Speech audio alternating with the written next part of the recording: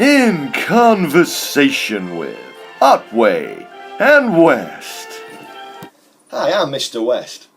I'm Mr Otway. And welcome to In Conversation With. Now today we're looking at this question.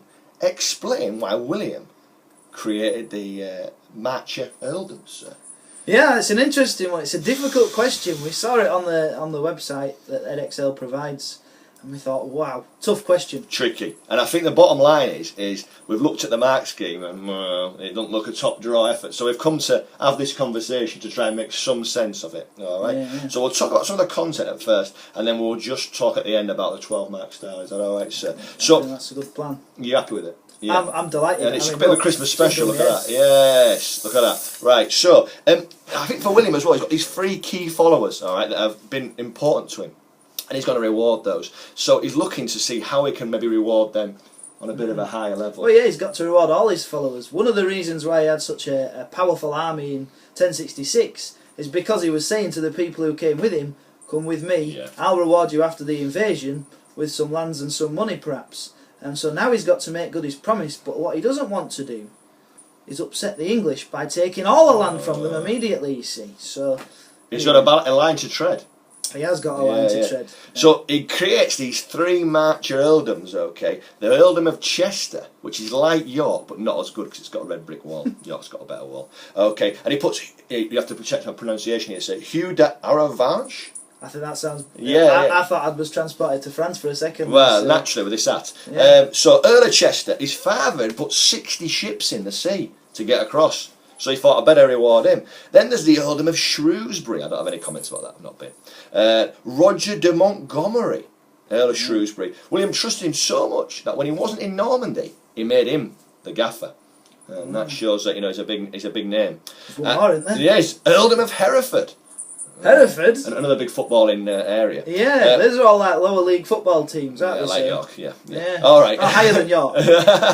Chester even. But Same division. They've got a red brick wall, Chester, so at the end of the day it's not as good. Well, but one thing that confuses me, sir, is where are the Marcher Earldoms? Well, what I've done for you is rather cleverly is I've opened the book at the right page. Let me just see now, look at this. So, they're in between Wales and England. That's the march there. Okay, and the third of these kingdoms is, as I say, this Hereford one, William Fitz-Osbern. Is that, you think that's right? So the big O there? I think so. Fitz-Osbern, okay. Earl of Hereford, William's right-hand man. A bit like at the moment, sir, you're my right-hand man. I've been on the right-hand side. Yeah, that's it, yeah. So he's in there, Stone Castle at Chepstow, needs to be given a decent bit of land because he's such a big player in William's mind.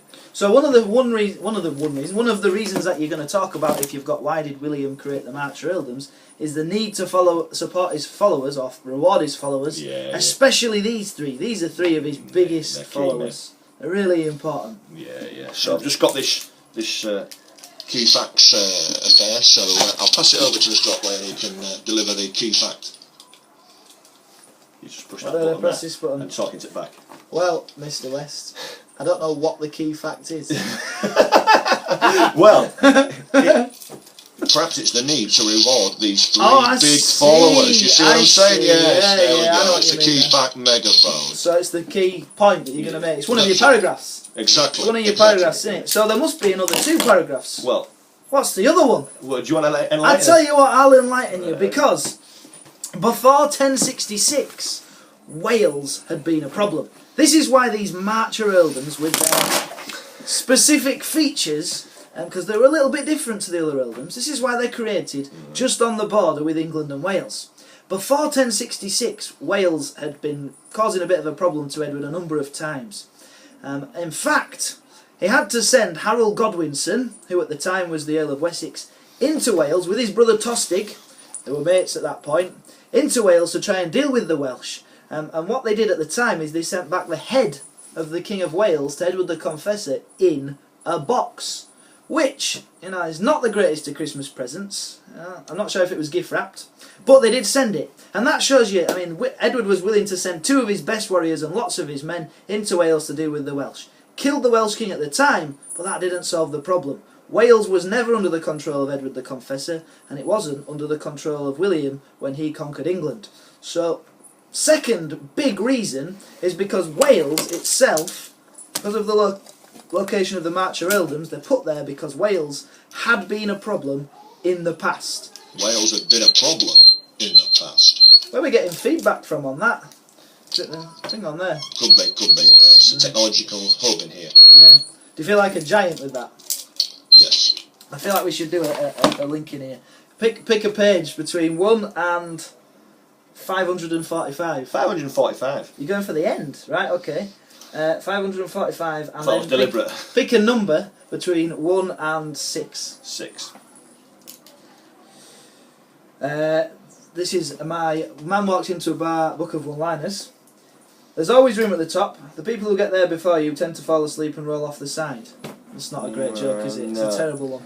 No, I think that was a joke to do with big business and work. Well, maybe William wanted to make sure that having got to the top, he didn't want to roll off the side. And maybe that's, it's like it's planned. And maybe that's how these Marcher Earldoms are important, because having got there, he didn't want the Welsh to undermine him. And perhaps that could be, when we say it's a dubious mark, it could even be potentially a third reason. Where you're saying, well, actually, I'm creating this bit of a quality earldoms here, so that people see this and think, right, they don't rebel, and that doesn't trigger any other rebellions around the country. But you've also got an idea, sir, for this third paragraph, haven't you? Well, 3 paragraphs. We've got the two obvious ones, I think. The ones that I think you might be able to come up with yourselves, having looked at this, would have been William needed to reward his supporters, and Wales had been a problem in the past.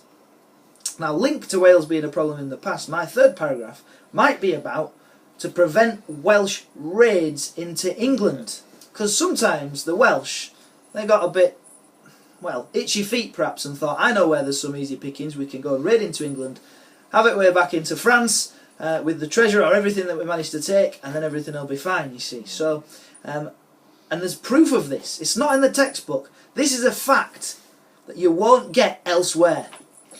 During the Edwin and Morcar rebellion, which you'll be aware of, an English thane called Edric the Wild, now there's a clue in his nickname there, Edric the Wild, he teamed up with the Welsh and did raid with the Welsh into England and attacked Hereford. What's Hereford, sir? Mediocre football team. And one of the Marcher Earldoms. So Edric the Wild did actually raid with the Welsh 1067 during the Edwin and Morcar rebellion. It was going on at the same time. So there we go, you see, the Welsh were raiding into England, and William needed to protect that borderland. So there we go, we've got those 3 reasons. Rewarding followers. What's the second one, sir? Name's gone. Rewarding followers. Because the Welsh have been a problem in the past. Yeah! And the third one is because... Go on, sir. Back yourself. Because of Welsh raids into England. Well, to prevent Welsh raids into England. You might want to know a little bit about what the key features of the Marcher Earldoms were, perhaps. Because they're not like the normal Earldoms. Not at all. William made them a bit special. This is part of rewarding his most loyal followers. The main ones. They've got more power and privilege than some of the other Earls. For example, the Shire Reeves, or sheriffs, they control law and order in areas, and they get their instructions from the king in the rest of the country. Can you guess who they get their instructions from in the Marcher Earldoms? Not the king. Is it in fact the leaders of the Marcher Earldoms? It's the Earls who've been put in charge of the Marcher Earldoms. Giving them more autonomy. They've got more autonomy. That's a great word. There's a key level 7, 8, 9 word. Autonomy. Autonomy. You can have that one. Autonomy. So yeah, they've got more autonomy, control over law and order. It doesn't go directly to the king. What else do they have? Well, they've got their own powers to create towns in their earldoms, to build churches, and to hold markets. Which before, can you guess who the Earls would have to ask permission for doing those things to, sir? Well, probably William. Yeah, the king. You had to ask the king. So if you were an Earl anywhere else, you had to ask the king. In the Marcher Earldoms, you didn't have to ask the king. You could just go ahead and do it yourself. There's a theme there. There is a bit of a theme. Yeah. And this might be the biggest one, Oh, I hope. the Earls in the rest of the country had to pay tax. These Earls in the Marcher Earldoms didn't pay tax to the king. They could keep the money for themselves. So, what a perk that is. And there's one really crucial aspect. I mentioned to my students in my class that I think William loves castles so much that he goes to bed in castle pyjamas. Wow. I think he does. With a castle duvet. I think he has a castle duvet. I think Duvet's our friend. I imagine his cereal bowl is a little castle and he just dips his spoon in. Nice. Well, if you were to build a castle in the rest of England, who do you think you had to ask permission for? Well, it's getting William? It's William, you're absolutely right. And the Marcher Earldoms, did they have to ask William? I'm going to have a guess here, sir, Go for that it. they could actually build it off their own bat without having to ask him. Yeah, They had that and autonomy. They did, and they built loads of castles around the Welsh-English border, as you'd expect, because it's an area that they're worried about. So there we go, you see, you've got some features of the Marcher Earldoms. You've got 3 reasons why William created these special earldoms. That's it. Yeah, well, we've got 2 definites, and we've shoehorned a third, haven't we? We have shoehorned a third. Yeah. But I think that the key points I'd say for the exam on this then is, and what I often find is that, not so much with this question, but with these explain questions, is people who write more information down don't always get the most marks. You've got to structure it. You've got to think, what are the 3 points I want to make, and put a paragraph for each one. Don't put those 3 points into one paragraph, because the examiner will say you haven't explained, you've just described. Okay. So what kind of paragraphs are we looking for? So once we split the points up, how are we looking to structure it? Well, I think you'd probably go with the information we've just told you, or bits you've got from the textbook, Yeah. and you'd describe, and you make your point, say one reason that William created the Marcher Earldoms was this, Yeah. and you maybe say because he needed to reward his followers, and but there's a key. So a key phrase in this case, you got to use a connective. This meant that, therefore, and so.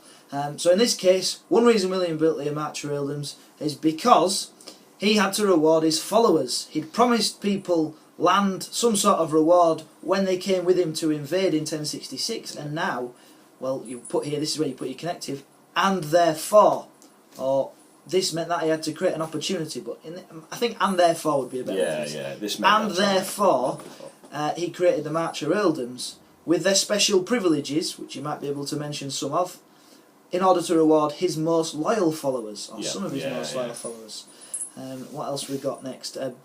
Another reason William created the Marcher Earldoms is because before 1066 Wales had been a problem for Edward the Confessor. He'd had to send military campaigns in there to try to quash, there's a good word, to quash the Welsh. And therefore, William may have been worried about history repeating itself. there's a good phrase, history repeating itself. So there So we you go. get the idea, This meant that, therefore, and so, and thus, all those sorts of connectives which you should be getting used to using. That's what we need to use. I think that's it then, isn't it? Thanks for that lovely in conversation There we with go. Otway and And West. There you go.